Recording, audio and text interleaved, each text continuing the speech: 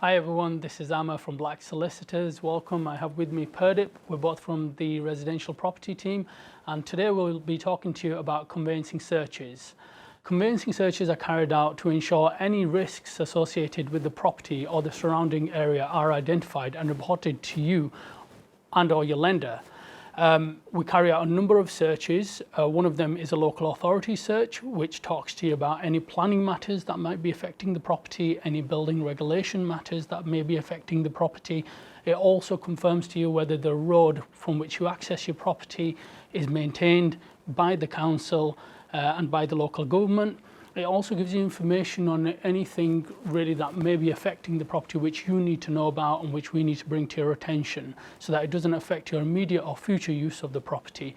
Similarly, we carry out what's known as a drainage search, which also gives you information about the property, specifically whether the property is connected to the local drainage services, whether it's also connected to your water supply. It may seem basic, having your water run through your taps, but you do need to make sure it has the appropriate connections and you're not served by a septic tank, which brings in a whole host of other issues. So we'd also carry out an environmental search, which would tell us whether the property has been built on any contaminated land. It also tells us about whether there's any ground stability issues with the property, whether there are any transport issues with the property. So for example, you could have a HS2 being built within the actual location of the property itself. And then finally, we would carry out a chancel search. Now the chancel search is basically the triangulated part of the church, which is called the chancel.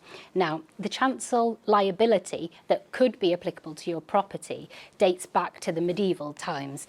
And in relation to your liability, basically, you could be buying a house which falls within that boundary of the liability. And the liability is that you need to make maintenance payments to the church in order to pay for the upkeep and the maintenance of the chancel. So potentially, the property could lie within that area. So we hope you found that useful. Please feel free to contact us on the details below if you have any questions. Thank you.